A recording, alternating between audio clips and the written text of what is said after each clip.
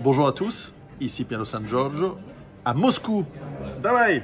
Alors aujourd'hui avec pas Roland Geoffrey, on a dit, avec Yannick Jaffray, on vient d'avoir une belle soirée. Nous sommes à Moscou et je voulais vous parler de son livre Paris-Moscou et j'aurais bien aimé vous parler aussi de son livre précédent que vous devez avoir lu, qui est Vladimir Bonaparte, Poutine, sorti en 2014. Que j'ai adoré. Mais aujourd'hui, on parlera de femmes, de féminisme, Paris-Moscou, aller simple contre le féminisme. J'ai adoré ce livre. Comme vous le savez, j'ai aussi commis un livre sur le féminisme il y a quelques années. Et j'ai trouvé que le contraste entre l'Occident, l'occidental et la moscovite, la russe, était un prétexte très intéressant pour parler de féminisme. Alors Yannick, привет. Привет тебе.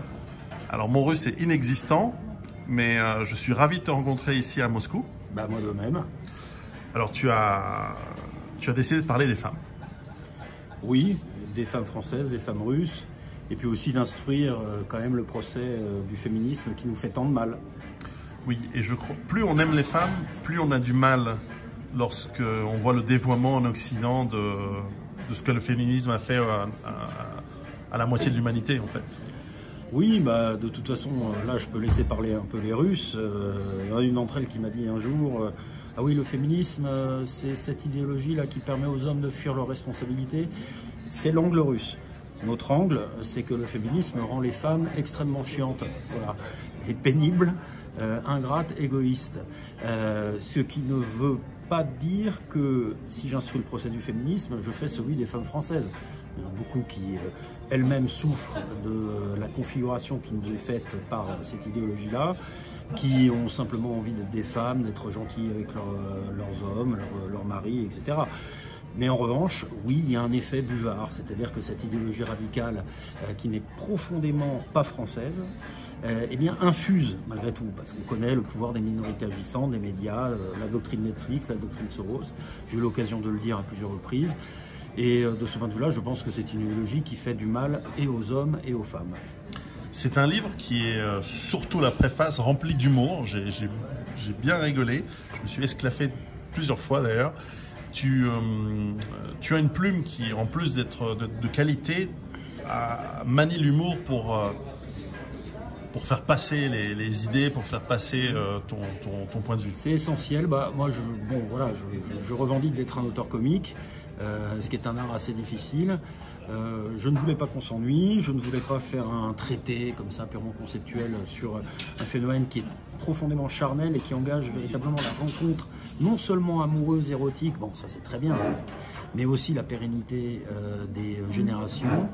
Et oui, j'ai beaucoup travaillé le glissement permanent entre les anecdotes, que j'espère drôles, et les analyses historiques, conceptuelles, parce qu'il fallait aussi donner du fond. Il ne s'agissait pas de faire une galerie d'anecdotes. Mais oui, véritablement, je pense que traiter légèrement, en apparence, un sujet extrêmement grave, eh bien, ça permet au lecteur de s'instruire en rigolant. Et si j'ai réussi ça, et tu me fais l'amitié de me le dire, eh ben, j'aurais fait quelque chose. Alors dans la deuxième partie du livre, tu nous parles, en utilisant le 8 mars comme exemple, qui est une fête importante ici en Russie, tu nous parles un peu de l'historique du féminisme, oui, et des différentes phases, certaines plus pertinentes évidemment que d'autres, qui nous ont amené aujourd'hui à une sorte de...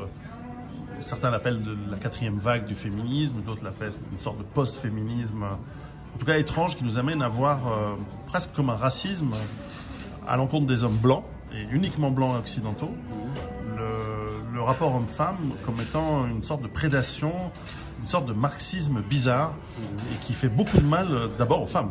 Une sorte de grand dol, comme ça, comme si l'homme blanc, tu as raison de le souligner, puisque je dis dans le livre que les féministes se prennent les pieds dans leur tapis antiraciste.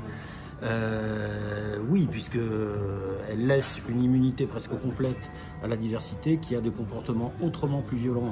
Et pour le coup, je ne dirais même pas patriarcaux, parce que le patriarcat implique la responsabilité. simplement misogyne vis-à-vis des femmes. Bon, ce n'est pas mon cas, ce n'est pas celui des lecteurs qui m'ont compris. Et effectivement, il y a d'abord cette contradiction interne, effectivement, entre tiers-mondisme, disons, et féminisme, et puis cette mise en accusation permanente d'un sexe par l'autre.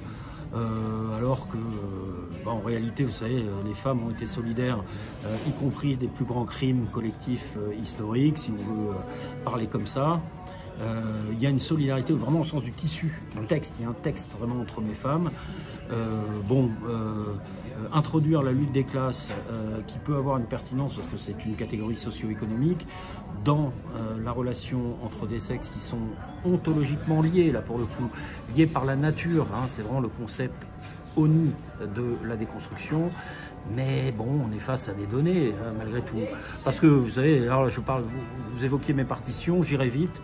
Je crois que le plus gros problème, ce n'est même pas le néo-féminisme radical, ultra-puritain, d'essence ou de provenance américaine. C'est plutôt le post-féminisme qui consiste à exploiter ça au quotidien, de la part de Françaises et d'Européennes de l'Ouest qui n'assumeraient pas d'être des militantes ultra-féministes, qui veulent que l'homme, à l'ancienne, assume ses devoirs, mais qui ne lui rendent pas tous ses symboles, tous ses étendards, si je puis dire, tous ses biens. Qu'une femme soit reconnaissante qu'un homme assume son rôle d'homme, l'aide au quotidien, ne soit pas perturbé comme une feuille de papier par le moindre choc que la vie nous impose, eh bien ça peut peut-être justifier qu'elle soit gentille aussi à la maison, voilà, simplement, hein. Et c'est pas rétrograde que de dire ça, parce que je ne suis pas contre le travail des femmes au sens professionnel, mais voilà, cette manière de en permanence ériger un sexe contre l'autre, c'est tout à fait désastreux pour tout le monde, pour les hommes comme pour les femmes. Alors pour les hommes, dans le sous-titre, et je rappelle que ce livre Paris-Moscou, aller simple contre le féminisme est aux éditions La Nouvelle Librairie, contre la tentation balance tatouée, mais surtout la galanterie française et féminité russe. Alors, en tant qu'origine italienne, je dois dire qu'il y a aussi une galanterie italienne. Oui, vous êtes nos cousins. Et, oui, mais il est vrai que la galanterie française existe, elle est réelle, elle a longtemps été appréciée. Et ne serait-elle pas en train de disparaître à cause de ce féminisme? Sous les coups de boutoir. Alors en même temps, elle est encore réclamée par les post-féministes, elle est détestée par les néo-féministes. Hein. Un peu à l'allemande, à l'anglo-saxonne, à l'américaine. Mais ils ont des poils sur les jambes, donc ça ne nous intéresse pas. Non, ça ne nous intéresse pas. Et qu'elles se sentent agressées, qu'on leur tienne la porte, eh bien, nous conduit à ne pas vouloir les fréquenter, tout simplement.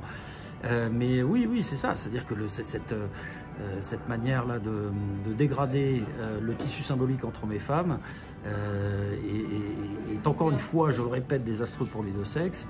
Et enlaidit la rencontre amoureuse. Voilà. Et de ce point de vue-là, je crois que ce qui est intéressant dans la comparaison entre France et Russie, qui est un peu l'originalité de l'ouvrage, c'est de montrer qu'avec un même système de droit, parce que ici les femmes ne sont pas des citoyennes de seconde zone. Absolument pas. Non, y compris dans le droit des divorces, qui leur est très favorable comme en Europe de l'Ouest, eh bien il ne se produit pas ce même évidement comme ça symbolique des rapports entre les hommes et les femmes, et qui conduit à ce que en permanence on jette à la tête de l'homme galant, et qui donc, je réponds à votre question, j'ai un peu circonvolué, a moins envie de l'être, bien que, au fond, on veut sa galanterie, mais on ne veut rien rendre à cette galanterie. Voilà. Or, on est dans l'échange symbolique. Et de ce point de vue-là, si vous tenez la porte à une femme, ça ne veut pas dire que l'affaire est conclue, comme dirait Jean-Claude Duss dans Les Bronzés, mais ça veut dire que vous indiquez un certain nombre de signes.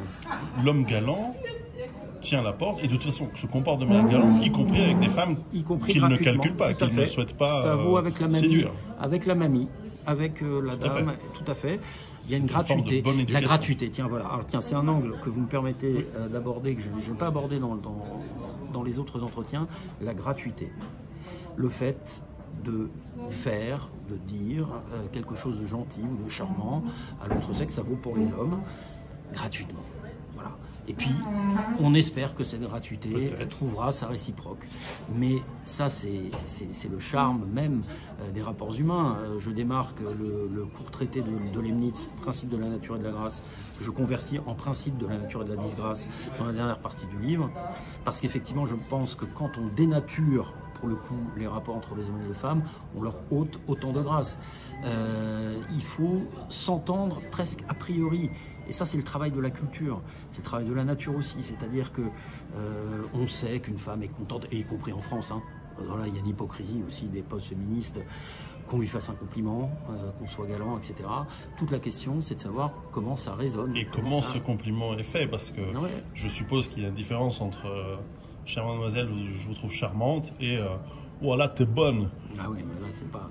Là, on retrouve le problème de la diversité et des pieds dans le tapis antiraciste, parce que pour le coup, si les féministes étaient honnêtes, et moi, toutes les femmes, y compris d'ailleurs la mère de mes enfants, mon ex-femme, m'ont toutes dit quand elles sont honnêtes que quand elles se font harceler, c'est principalement par des Afro-Maghrébins, voilà, il faut le dire. C'est pas par Jean-Pierre. Et qui sur le fond, c'est surtout parce qu'ils s'y prennent très mal. C'est pas parce que c'est afro-maghrébin qui est le problème, c'est vraiment parce qu'ils s'y prennent très mal. Parce que... Oh, je pense que c'est aussi parce que ça émane aussi de leur culture, c'est-à-dire qu'ils ont quand même le sentiment que la femme est vraiment soit une pute, soit une épouse potentielle, qu'ils se permettent ce genre de comportement. Voilà, moi je connais une multitude d'hommes, je crois en faire partie. Ouais, peut-être eu quelques mots grivois ici ou là dans une carrière qui est maintenant presque trentenaire. Moi, je suis pas trentenaire, mais enfin, je pense que ça se voit. Mais voilà. Mais en gros, voilà, on est correct.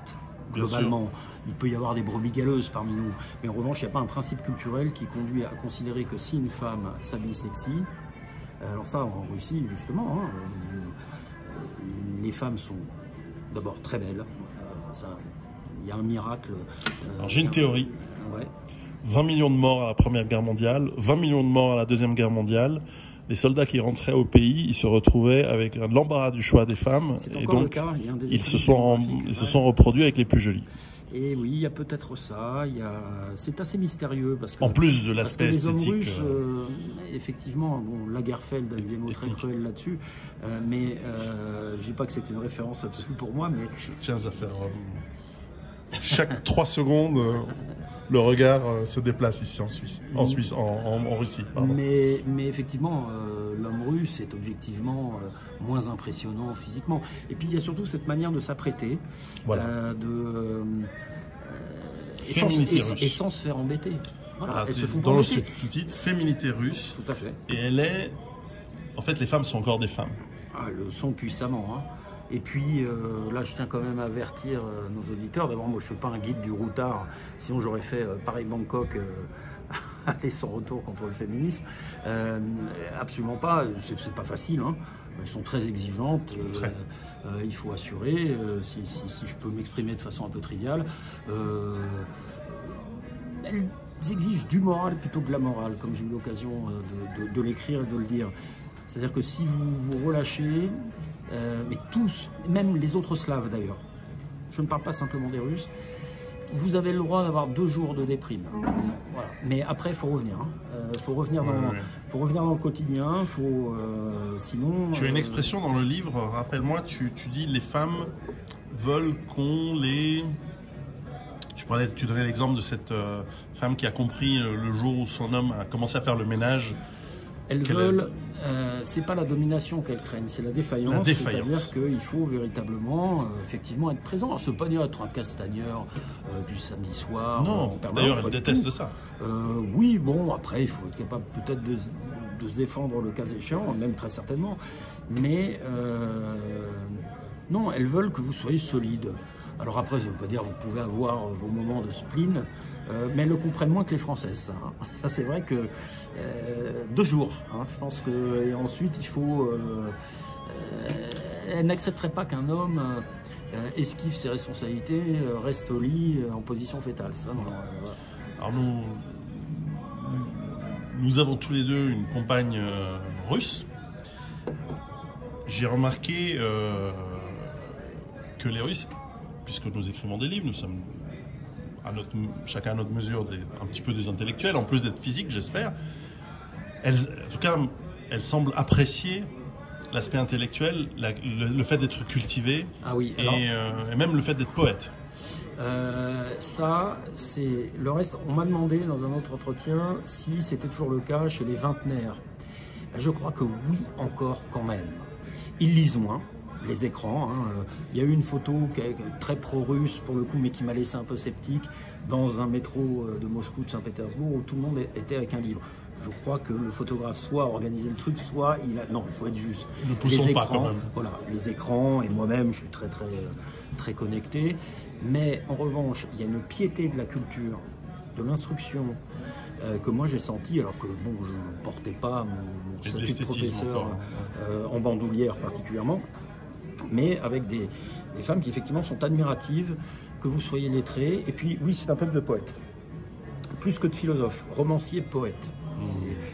Ils sont capables dans une soirée de porter un toast, parce qu'ils adorent les toasts, en récitant un bout de poème de Pouchkine, etc. Donc il y a cette idée que, parce qu'elles peuvent être très matérialistes, et les Russes de manière générale, le monde globalement est matérialiste, mais...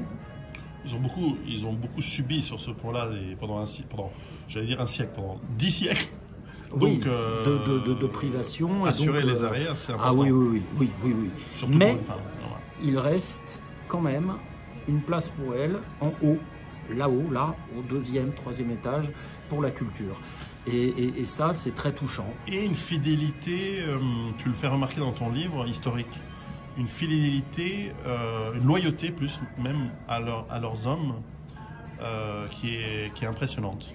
Alors, attention, là je veux être précis, loyauté érotique, c'est-à-dire qu'une femme qui vous laisse venir chez elle nuitamment ou qui vous permet de l'inviter, s'il vous plaît, ça éteint là. C'est tard. On va conclure, mais vas-y, j'ai encore une belle image. Eh bien, de ce point de vue-là, ne vous éconduira pas, ne se rappellera pas qu'elle a en fait un copain, etc. Il y a une loyauté érotique.